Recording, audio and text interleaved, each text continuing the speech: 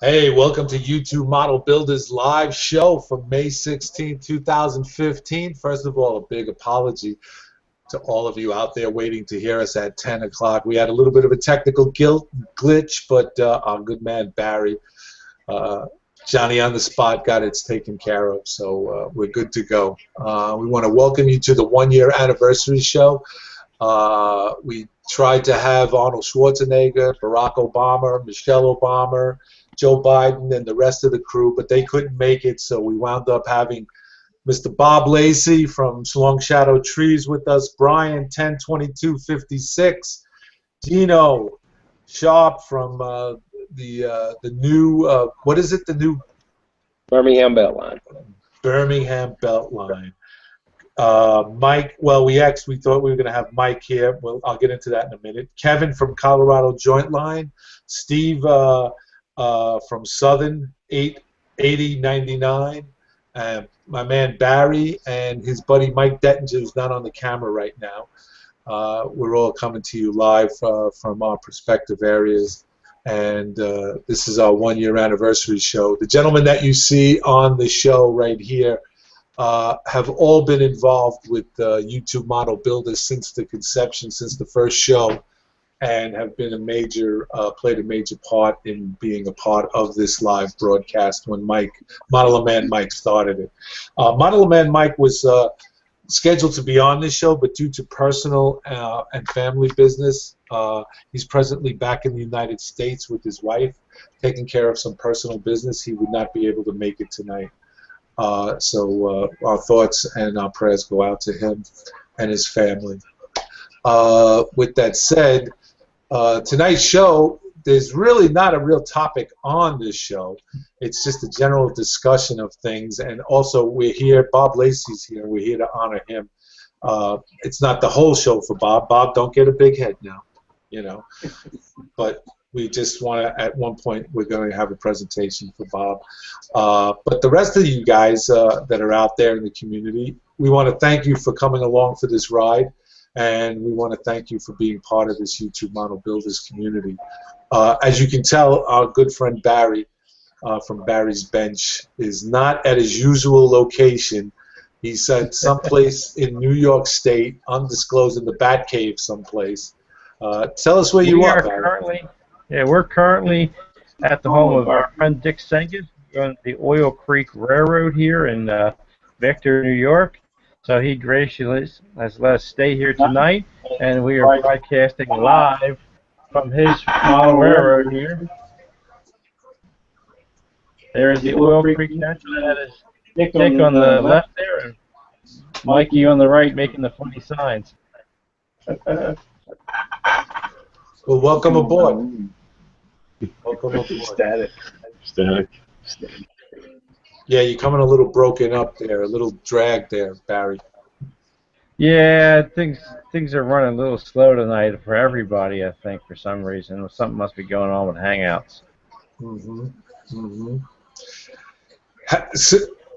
Since we're on the show one-year anniversary situation, I'd like to get a perspective, if possible, from each of our guests on, I guess, a free form on just how they got involved in the show. What has the show done for them, if anything, if it hasn't, or if it has? Brian, I'd like to start with you. Yeah, well, I guess a year ago, it's hard to believe that it's been a year. Seems like it was just last month that we were doing this. Oh, wait a minute, it was last month. It was last month.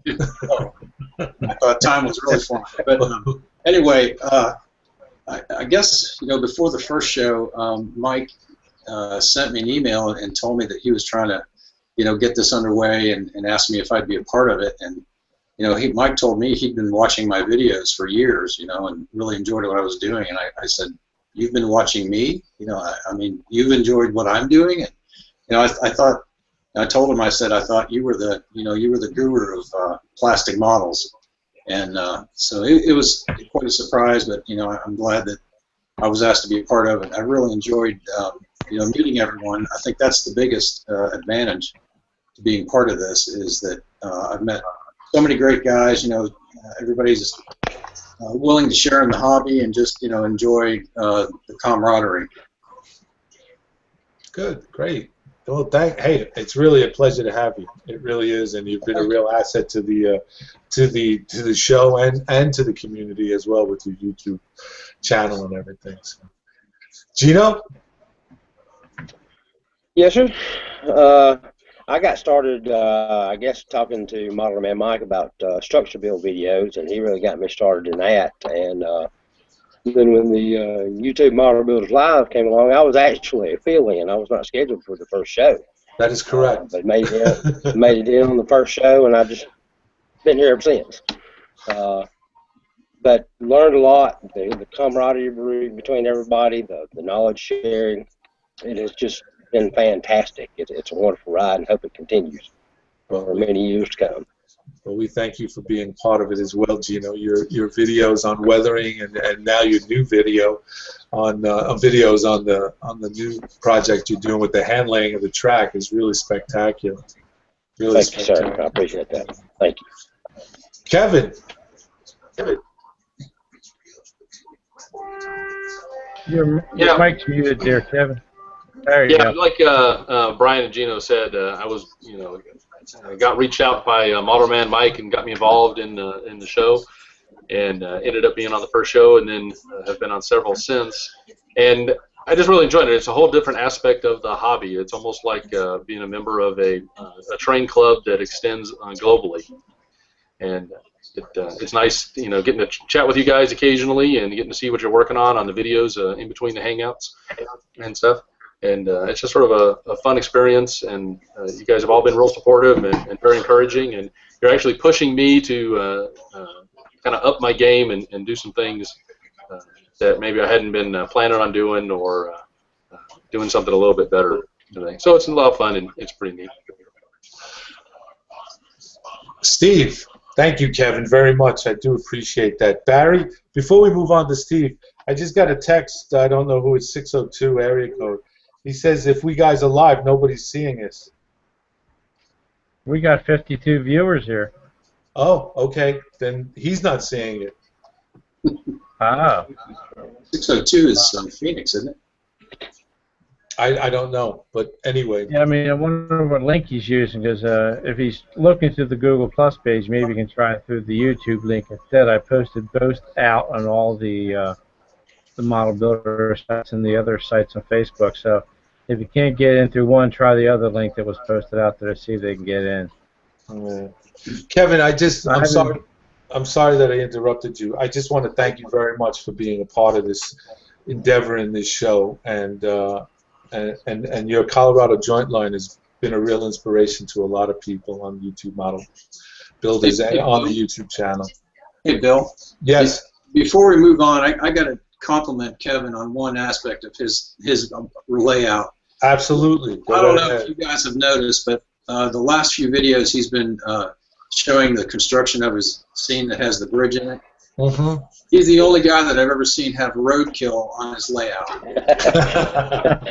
I was totally impressed with that. Kevin, is that roadkill on that street there? Yep. That's a game changer right there. That's bringing that up to a new level. Yes, that's detail right there. Hey, thanks, guys. Appreciate it. Steve, how are you? We can't hear you, Steve. Still can't hear you. It looks like he's frozen. How's that? There we go, Steve. There we go. How's that? Very good. Okay, there we go. There we go. Hey, look, if you count dead flies and roaches and stuff like that laying on the layout, I've got all kinds of roadkill. That's been about how long I've been on my layout to do anything. The original question, Mike, and if you remember Steve Atwell from Midwest Model. Yes. We got to kicking around this idea, and of course Mike kind of took it by the reins, and that's how I got involved in it. So we started there, and that's where we are today. Yes, thank you. And thank you, Steve, for being part of it. Yep. Really. Greatly appreciate your input. And Bob. Yes, sir. How did we get you hooked into being a sponsor? How has that happened? Well, you know, when you guys started this, I really liked it, and I got in touch with Model Man Mike, and because he was doing a show, and I told him, I said, hey, is there any way I can call and talk to you?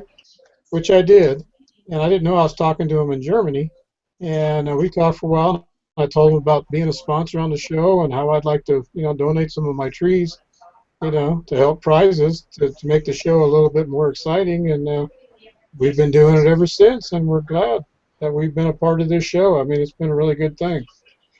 Well, we're glad to have you along with the other sponsors, but you've been with us since the very, very beginning. Yeah, show those trees. He's got great trees, long shadow trees. Yeah, these are the ones. These are giveaway ones for tonight that are going to be for the winners. Oh, good. There's a little Sasquatch in there too. Right. Roadkill, Sasquatch, we have it all. Yeah, we got to get. I tell you, we got. Gino, I know you know him personally. Early times, we got to try to get him on one night. Oh my goodness! I don't know if he can last for a whole show. Well, maybe we can get his son Cletus in. If anybody doesn't know, We could probably do that. I think so. I think we could do that. We got a lot. I'm sorry. Go ahead. Get the moonshine for him. He'll be happy. Well, we got a couple. If you guys out there in TV land and YouTube model builders land, if you want to start submitting questions to our panel, we'd be more than happy to answer. But the few things we have here is Aaron Saravin. Sorry if I mispronounced your name, Aaron.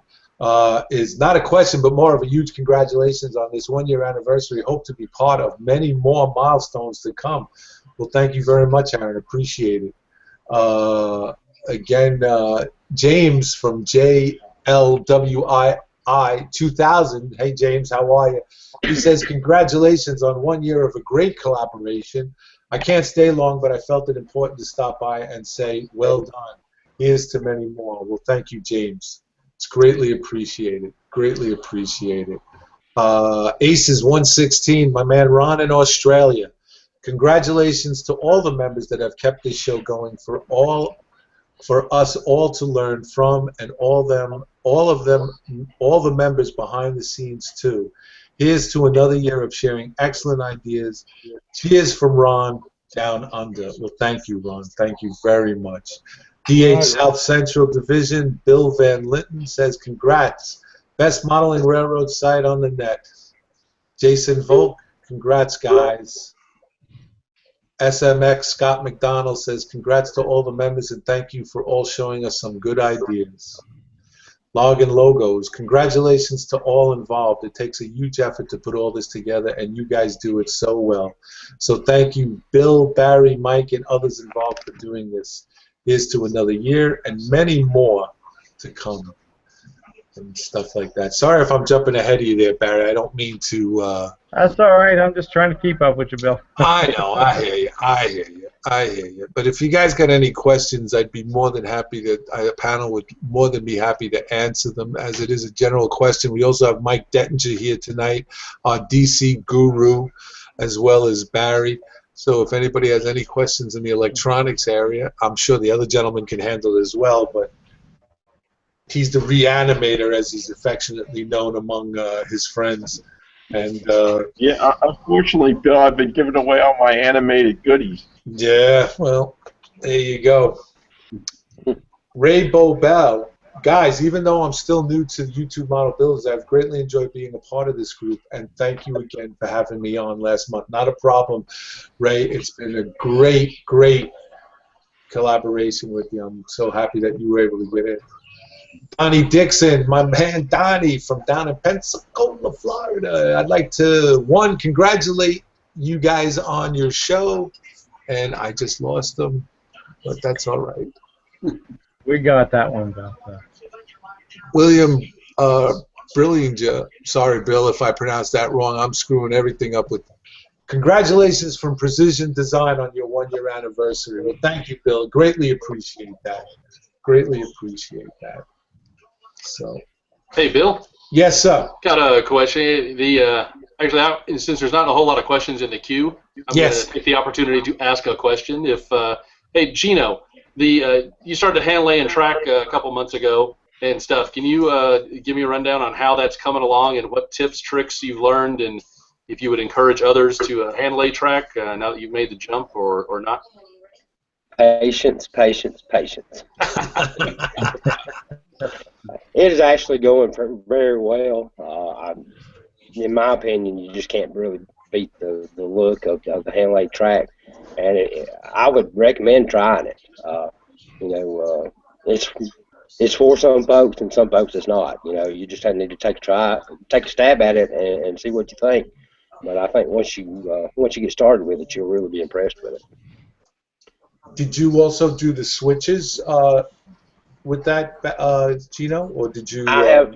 I'm using commercial ones right now, just simply for the fact that I have so many on hand, and I just really didn't want to dish out the money for jigs right now.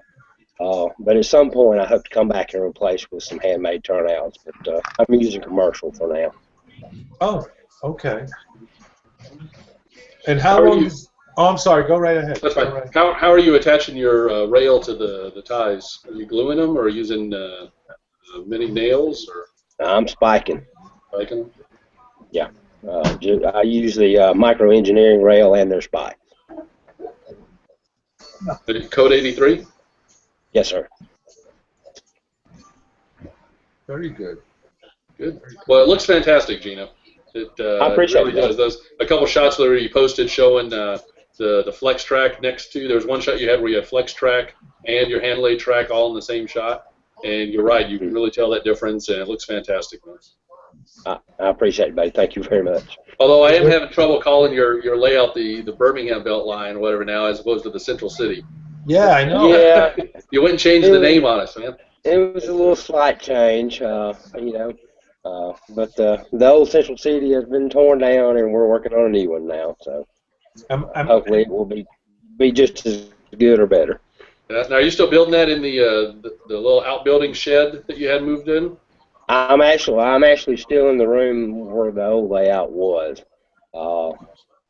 We had a lot of stuff go on, and I'm stuck where I'm at. So we're just improving on what we got. Well, we all do that. Yeah. Well, I gotta say something. Anybody who lays their hand-laid track and makes their own switches, my hat's off to them, man. It takes a lot of patience. I see a lot of guys out that do that, and it's just fantastic the way they do it. I just, it's just, they're great. I still buy the store-bought. I'm an end scaler, so I still buy the store-bought stuff. You aren't into torture like Dave Vallejo says, Bob? No. I've watched some of Dave's stuff, man. He's got talent. He's got a lot more patience than I do. Well, him and there's another guy, Lee Blocker. He does really good too.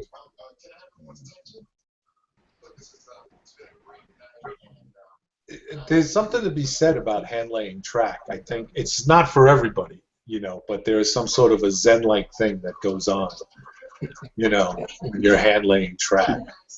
I think you get into the zone and, whatever's going on. The biggest thing is just getting started. Once you get the first couple of spikes in, it's pretty much, just like laying regular track. You just move right on. And once you get in the groove, it's not bad at all. Right. Here's a question I have. I recently, in my last video, I had a gentleman over, Tyreek, from he lives in Brooklyn, New York, and he came over to Verrazano to visit me. We were supposed to do some work on the layout, but we wound up having a model railroad discussion in regards to from 1 o'clock in the afternoon to about 6 p.m. And one of the things that Tyreek and I brought up was the fact of modeling railroad and what the benefits are of working on your railroad. And I'd like to know, me personally, what's the overall end game? I mean, obviously it's to run trains, but what is it about creating a scene or a situation on your layout? Is there anything in particular that you're looking to do? I'm trying to phrase this in the right way, is the end game obviously is to run trains. That's what we want to do. But what is it that we want to do? Do we really truly want to replicate the era to which we're modeling? Are we having fun doing it? Is it interesting? Are we learning? What are the components that go into? I think it's called imagination. We still have it. We're still kids. Yeah. You Yep. know, and when we do a scene like that, you know, I freelance my layout, and it's what's in your head, you know, and you're an artist. I agree with you. I agree. Yeah, I would say that's probably true, Bob. I know mine is freelanced as well, and I'm not trying to replicate anything, but I've always enjoyed watching trains running through scenery, and I've never had a layout before where I could have long trains running through scenery. So that was kind of my, you know, the whole impetus behind me, you know, building a room and building a larger layout, just so I could run long trains through scenery. You know, that's about it. Yeah, you hit it right on the head. Yeah, right there. That's it. You know, everybody enjoys running trains. Everybody enjoys switching, and you spend your time in there, and it's just our play toys. We're still kids. Hey, we'll never grow up. Mm-hmm. Steve, is there anything new that you're working on? Like Disney. Yep. This wall behind me. Yeah. The outside of it is gone because we had some electrical problems. So about half of my layout got taken down, and I can't do anything till I get this wall back up. So I haven't touched a railroad track in, I bet it's been 4 months. Oof. That's gotta hurt. Well, yeah. That's the reason I got all that dead roadkill on mine. But when I do build mine, I'm trying to do it as realistic as I can. I almost want to do it to the point where I can visualize myself being in there with it. Okay. And then, you know, just like I was standing next to the real thing. I hear you. It's I guess you call that getting lost, but that's about what I try to do. Yeah, absolutely. Yeah, Steve, you guys noticing that? What's that, Barry? Yeah, Steve's coming in kind of really choppy. No, it sounded good to me. Yeah. Everybody's actually really choppy. I'm getting a lot of background noise. Yeah, for some reason everybody seems to be kind of choppy tonight. Somebody's got a TV running or a radio or something. You know what? If everybody could go up to the top of the screen and the little meter there, try and adjust your bandwidth usage. So up or that, down?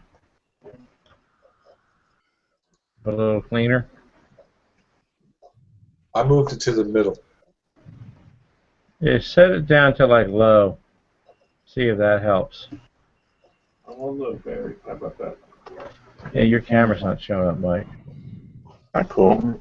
Hey, I go see up me. one more notch if your camera's not displaying. Well, it's displaying for me. I don't know, Bill. I'm How about seeing. now? Yeah, everybody's camera's acting up all of a sudden. Okay, there's Gino back. Is that a little bit better?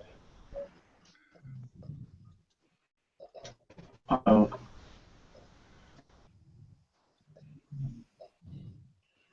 I can't even bring nothing up, so.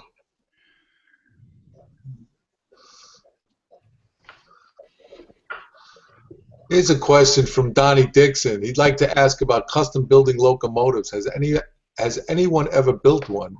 Says he's having trouble starting, so his question is, what's the best way to start and what materials should I use? Custom building a locomotive, I guess, well, you'd start with the motor, the basis of your... That's because... Where would you go with that, Mike? Where would I go with that, Bill? That's a good question. I'll tell you what. In all honesty, you have to have a solid mechanism. Mm-hmm. That's the whole key. It's crucial that it runs. You know, if it looks good, that's a bonus. If it runs like a turkey, it's just going to sit around and you're going to get rid of it. You're going to hate it. You know, I'm not sure exactly if he's thinking in terms of super detailing an existing model or going with something totally different. You know, myself, I love to build critters. So I would definitely get a good mechanism and do something crazy with it. For example, a Kato mechanisms, very, very solid running mechanism, and just build a superstructure on that. Plenty of room in Kato mechanisms, and just have some fun with it. Hey, Gino, got a question for you. How do you decide what to do with a model? Big fan, definitely a master. Jennifer Constantino. Hello, Jen. Well, I think you need to, if you're doing a prototype or a replica of, you need to do your research and go out and do your photographs. And I guess that's where she's wanting to go with this, but weathering, that's a key part of making it look realistic.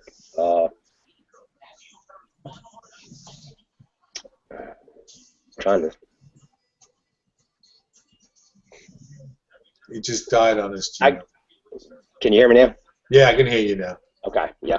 I would just, do a lot of research on familiar buildings and kind of get an idea of where you want to take it. And if you're scratch building, you need to have some type of model or a base to start with.